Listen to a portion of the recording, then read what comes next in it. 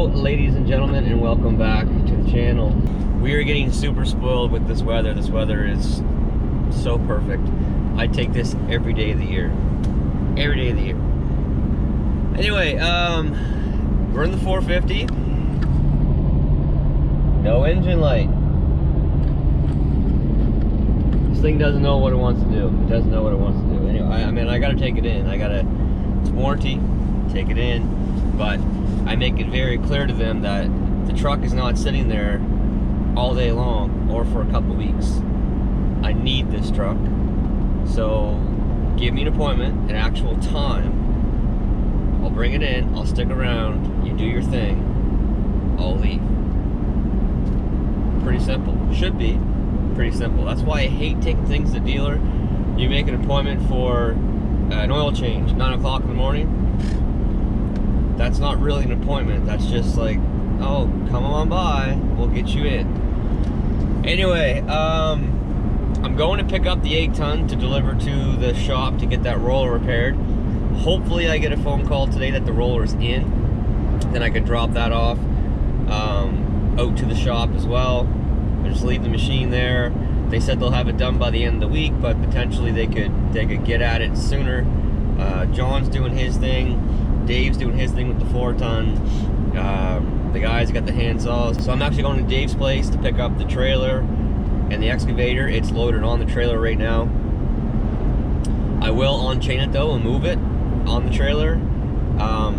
Dave is still loading it the way that we used to, with the boom going forward. I mean the boom going back and the machine pushed more forward. That's the way we always haul it on the 550. I changed that up.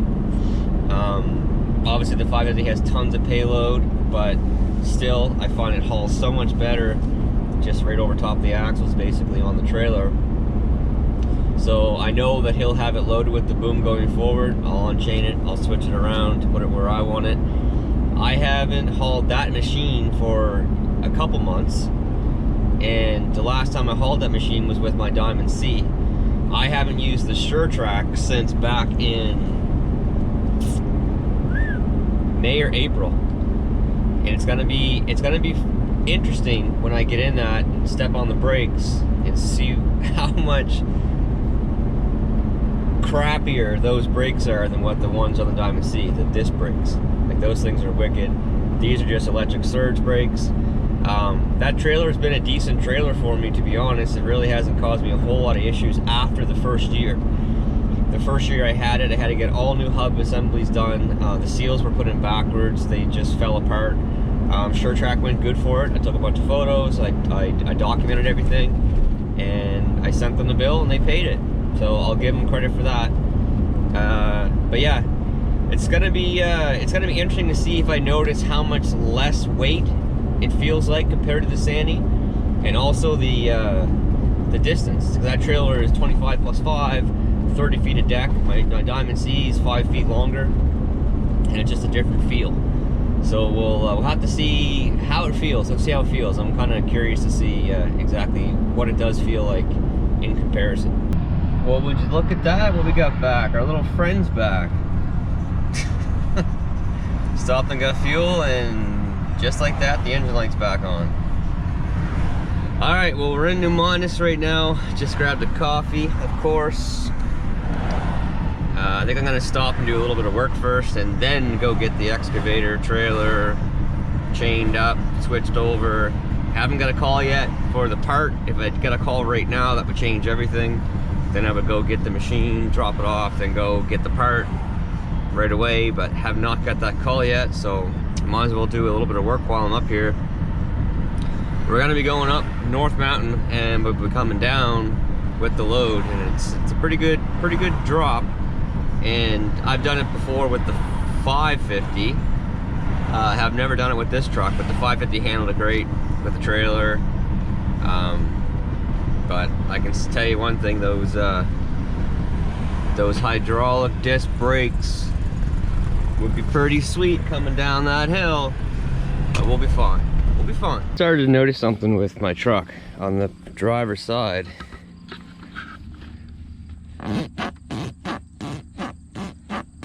getting in and out, it's squeaking, and it seems like it's literally just the leather like chafing against that plastic piece, because you don't notice it there. Oh, look, I fixed it.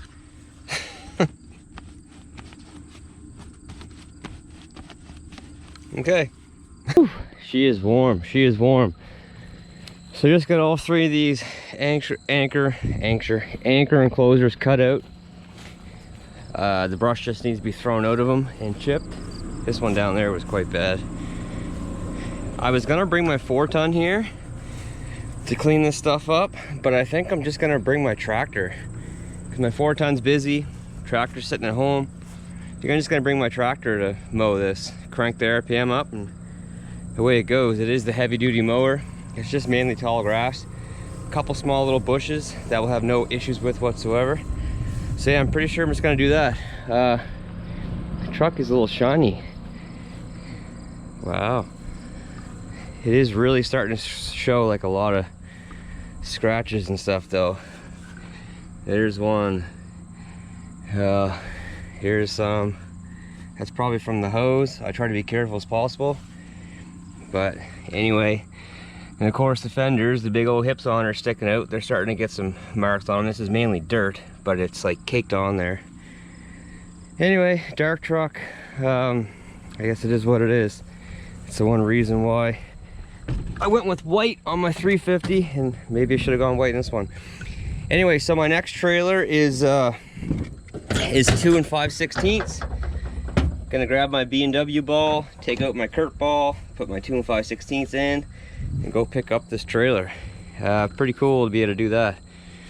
We're up here in the valley. That's North Mountain way over there, and that is where we're going. We're into the climb now, heading up the mountain. Check out this quarry right here. Look at that. Yeah.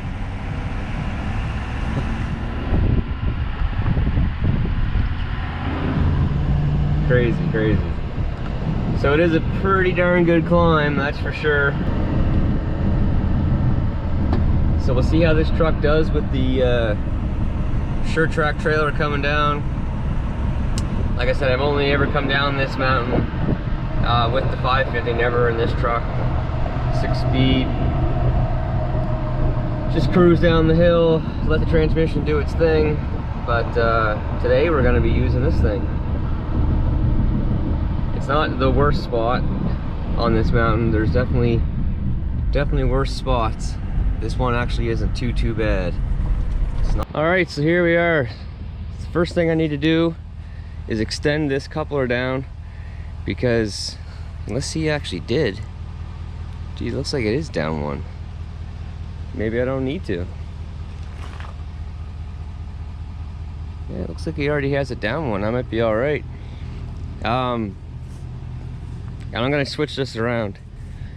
I'm not gonna change the blade around and all that stuff, but I'm gonna move it back and put the boom forward, even though the blade is in the front versus in the back, which is where I'd like it to be. But anyway, I'm gonna make it work because it just hauls so much better that way. All right, so we are loaded up.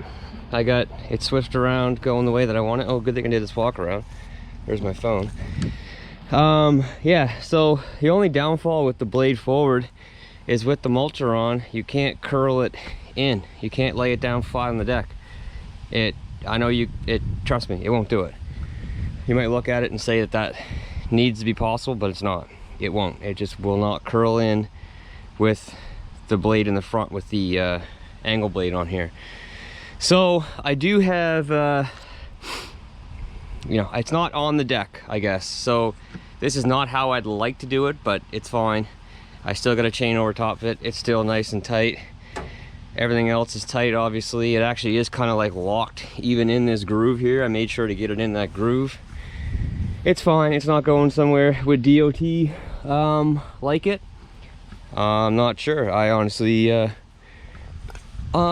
really know. But anyway, we're right over top of the axle. The truck's got 60 pounds in the airbags, I think. And we're ready to go.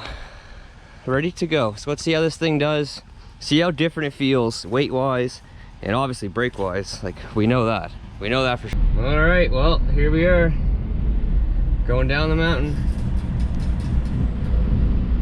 Yeah, there are some brakes there, but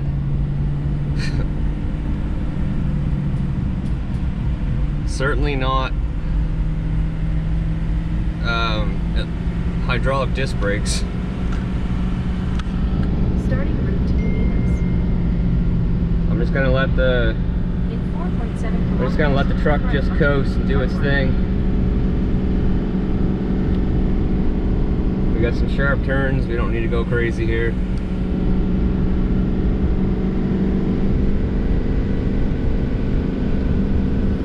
Second gear, 3,000 RPM.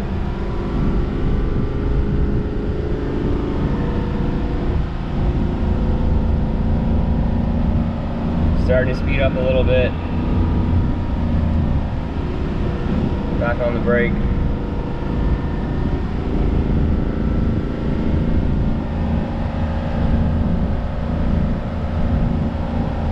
$3,400.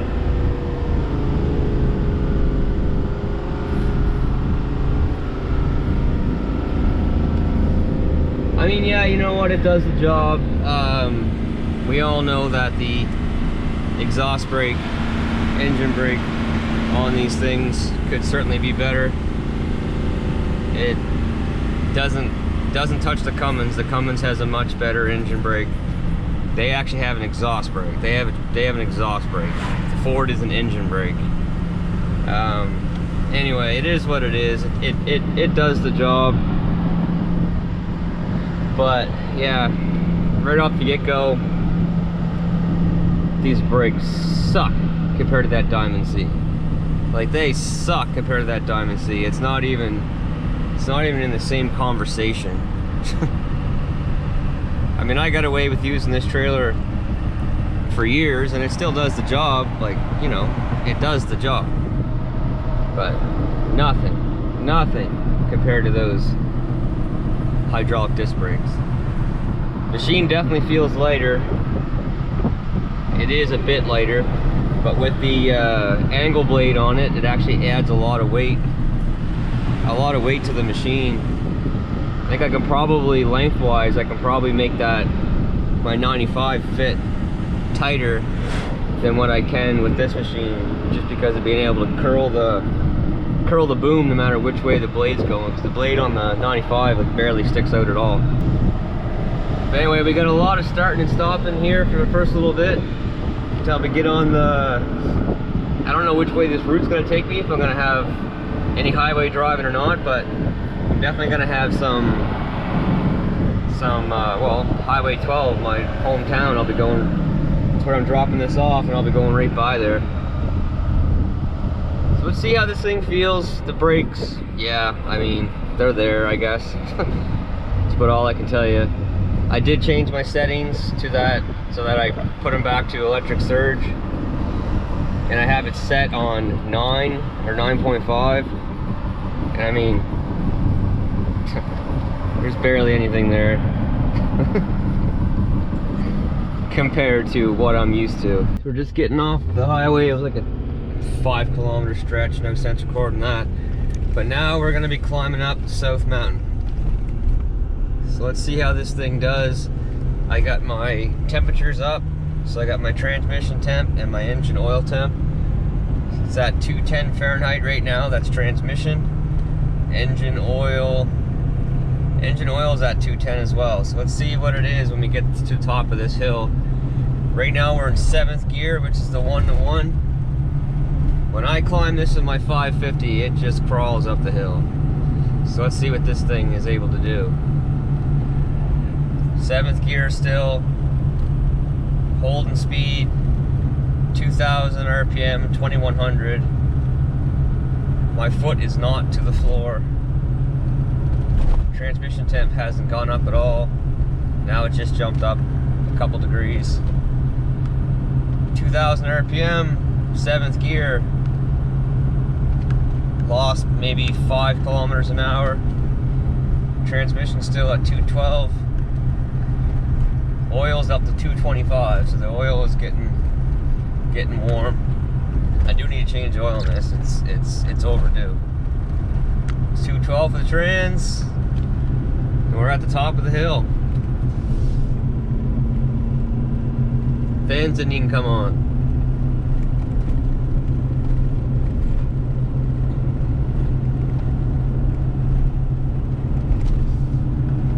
Fans just came on right now. Engine oil's at 230. You wouldn't want to see it a lot hotter than that, but it's still within safe range, so everything's fine there. It's dropping already down to 226. Yeah, like I said, the engine oil is overdue to get changed in this thing, so it maybe with a fresh oil change, maybe it doesn't get that hot. Who knows? It's already down to 221. Yeah, it's a heck of a climb.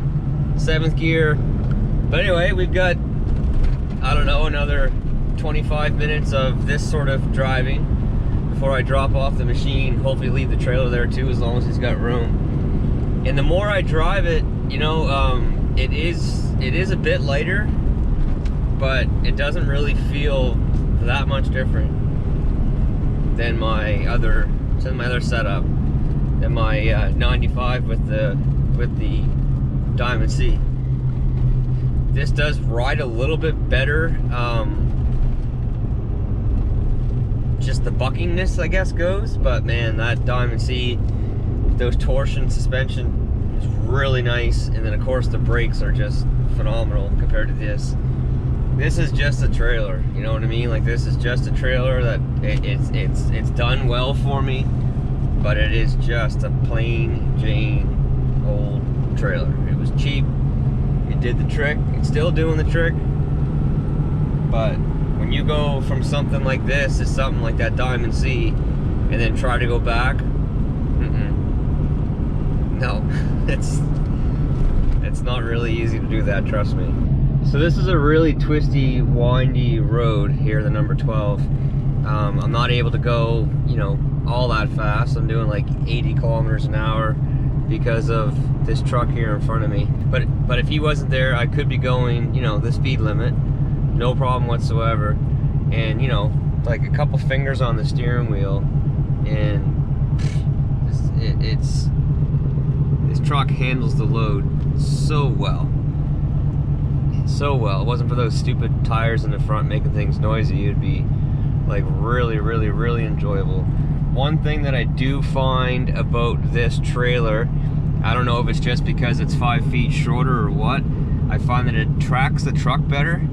So like when I go around a turn, I find that it keeps the same sort of path as the truck is, better than what the Diamond C is. I don't even know if that's just in my head or what, but I find that it really follows the truck around the turns, whereas a Diamond C seems to just kind of take the turn straight, if you know what I mean. Like this trailer seems to just follow the truck curve around the turn. I find that Diamond C just seems to take the turns like on an angle, kind of straight.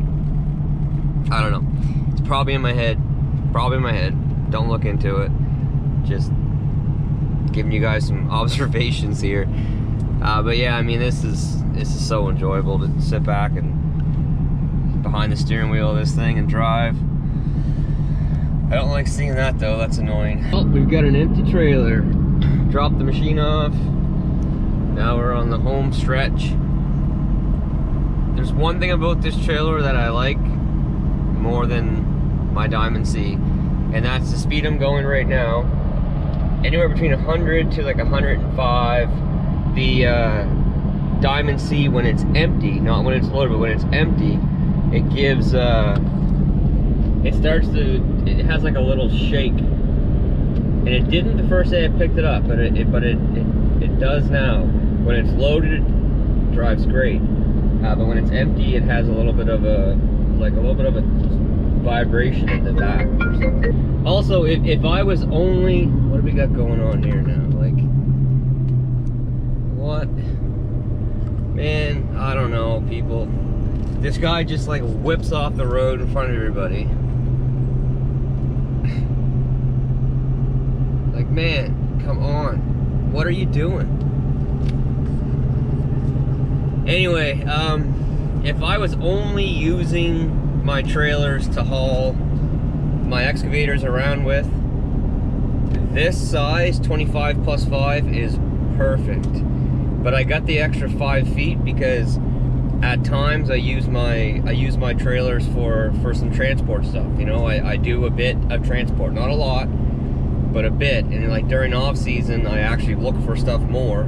Right now, I don't even have time to even think about hauling loads anywhere. But in my off season, I do have some spare time where I can pick up a few loads, haul a few loads up to New Brunswick, Cape Breton, you know, whatever, right?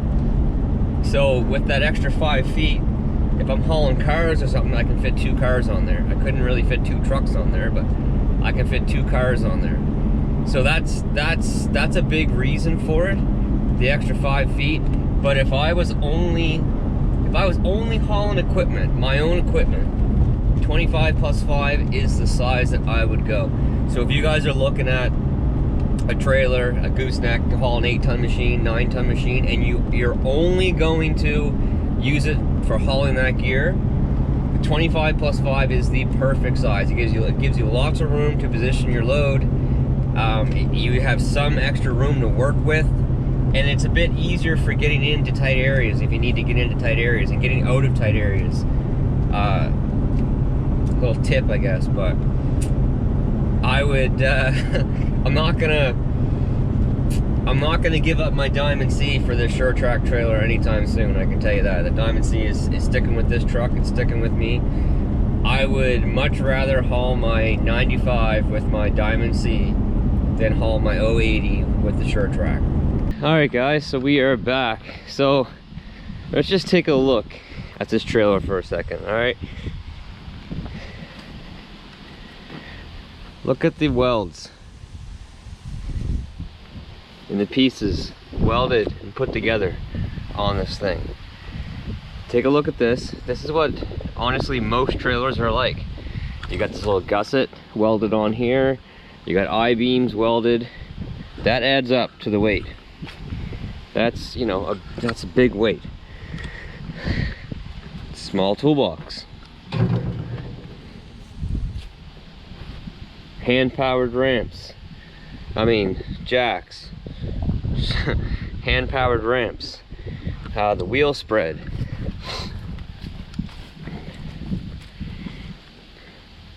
There's the underneath. See the centers. See the centers. I-beams again. All right. Now let's come up to this. Obviously, right off the get-go, you're like, yeah, well, looks a lot better. Of course it does. It costs a lot more too, but anyway. So now come take a look at this. Look how thin this is. See how thin that is? One piece. One piece. Engineered. Engineered.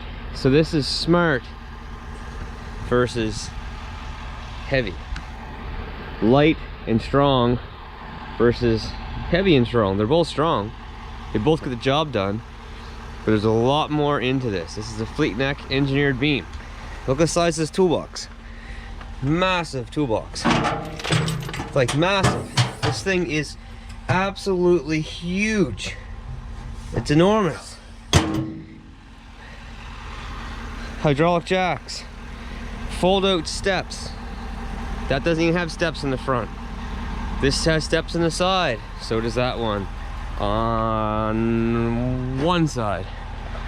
Obviously toolbox is for the hydraulics. Underneath, nice big beam. You got the big torque tube going through the center. This is how it's done, guys. This is how it's done. Wider spread, big hydraulic dovetail. Yeah, that's what it's all about. But I can tell you right now that this trailer was close, kind of close to twice as much is what this one was. This was bought in 2016 or 2017. Obviously prices have gone up, but that was $20,000. This was like $35,000, $36,000. So yeah, it's a big difference, but man, your body thanks you at the end of the day, that's for sure. Anyway guys, we are back. The trailer does its job, but it is, man, it ain't a diamond C, I can tell you that. The machine, I looked at today, it's got over 4,000 hours on it. The machine's still going strong, really. I did replace the rollers at 3,000 hours though, so that one roller is like a rogue roller. It's gone on its own. But I guess that is what it is. What can you do? But yeah, that is it for this one. I think I'm gonna hook up to the tractor on my 20-foot flat deck and take that up to that job site tomorrow and bang that off nice and quick, get that ready for the guys. I might even send them there too, just to get that done and over with, have that site buttoned up. I'm pretty sure that I'm gonna swap these tires around to the back just to see how bad it does ride, if it does affect the ride, before I throw on those Michelins. It is starting to get pretty freaking noisy. It's driving me crazy. But anyway, that's gonna do it. So until next time, take care, stay safe, and we will see you then. Bye.